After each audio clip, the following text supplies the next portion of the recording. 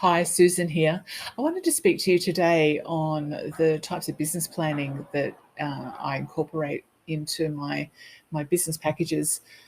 More so from the fact that I obviously have come from a large company that I grew from small. So I have a whole model where I will work with a client in that space, taking into account that they've usually got some type of traction, they've got their measurements, they've got an idea of where they were headed and the type of projects they need to roll out this year to get to 3 years' time, to get to 5 years' time.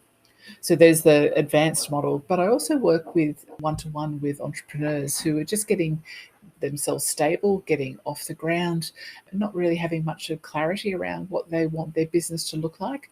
So in that respect, I have one huge one-page strategic plan, or I have a one-page business planning process that we cover. And in the one-page business planning process, there's a few little beautiful elements that I've added because I am now a small business. Yes, I have done the strategic planning at national level and all of that type of thing. But right now, I've had to go back to owning this business as myself.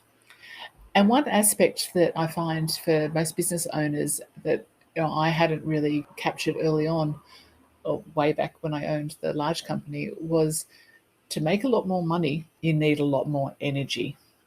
So, money just being a word here.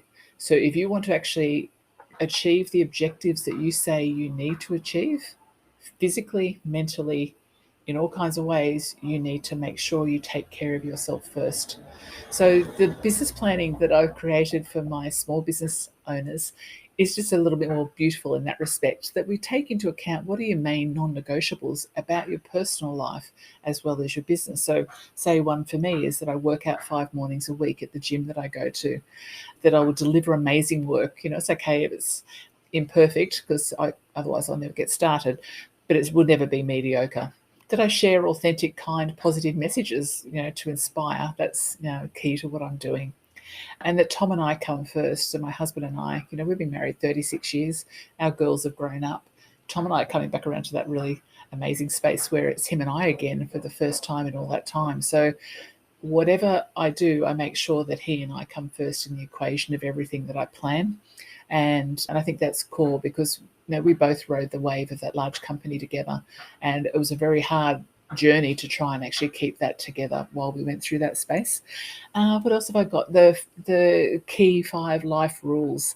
What are your key 5 life rules that you abide by? To me, I've got leave people better than I found them. Don't compromise my soul. Like don't fake it. And the ego thing seems to disappear from the equation, which is pretty beautiful too. And what are my 5 rituals that I will make sure support me through my week? So they're just 3 aspects, but there's more to it. But it makes the plan you fully as the entrepreneur and every other role you play while you try to get this business off the ground.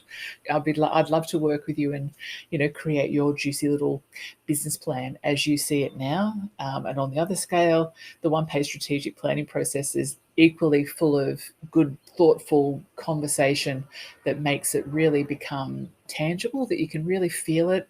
Your team will feel it. There's no motherhood statements. There's no, stuff that people that just can't understand, so they don't even want to look at it. It's, let's be real here. Business is real. Let's be real. So thank you very much, and I shall leave you with your day.